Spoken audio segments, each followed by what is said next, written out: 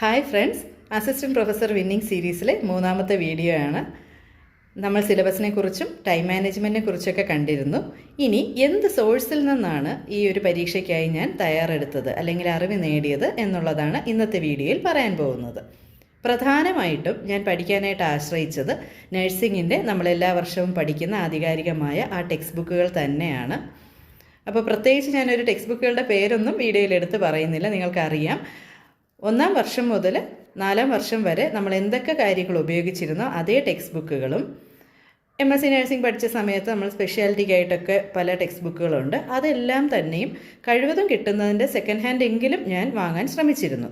അധികം പഴയതല്ലാത്ത എഡിഷനുകൾ വാങ്ങാനാണ് പ്രധാനമായിട്ടും ശ്രദ്ധിച്ചത്. അപ്പോൾ സെക്കൻഡ് ഹാൻഡ് ബുക്ക് ഷോപ്പുകളിൽ നിന്നായിരുന്നു കൂടുതലും ഞാനിത് കളക്ട് ചെയ്തത്. തിരുവനന്തപുരത്ത് അങ്ങനെ കുറേ ഷോപ്പുകളുണ്ട്. എൻ്റെ നാട് ഇവിടെ ആയതുകൊണ്ട് എനിക്കത് വളരെ എളുപ്പമായിരുന്നു.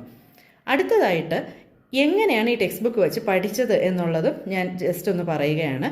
ടെക്സ്റ്റ് ബുക്കുകളിൽ ആ സിലബസ് അനുസരിച്ചുള്ള ഓരോ ഭാഗങ്ങളും സമയബന്ധിതമായിട്ട് ഞാൻ വായിച്ചു തീർക്കാൻ ശ്രമിച്ചിരുന്നു. കാരണം താല്പര്യത്തോടു കൂടി നമ്മളൊരു ടെക്സ്റ്റ് ബുക്കിനകത്ത് നിന്ന് വായിക്കുമ്പോൾ കിട്ടുന്ന അറിവ് നമ്മൾ വെറുതെ കാണാതെ പഠിക്കുന്നതിനേക്കാളും മനസ്സിൽ ആഴത്തിൽ പതിയുന്ന രീതിയിലുള്ളതായിരിക്കും.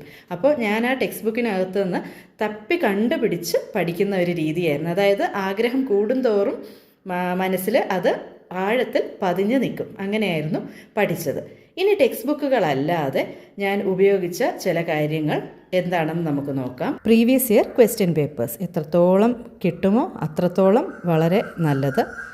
ഇനി അടുത്ത് നോട്ട് എഴുതിയ രീതിയാണ് ഈ കാണുന്നത്. പ്രധാനപ്പെട്ട പോയിന്റുകളൊക്കെ ഹൈലൈറ്റ് ചെയ്ത് നമുക്ക് പഠിക്കാൻ പറ്റുന്ന രീതിയിൽ എഴുതി തയ്യാറാക്കിയിരുന്നു. ഇതൊക്കെ ചെയ്താലും ഓർക്കുക, consistency is the key to success. See you again with another video.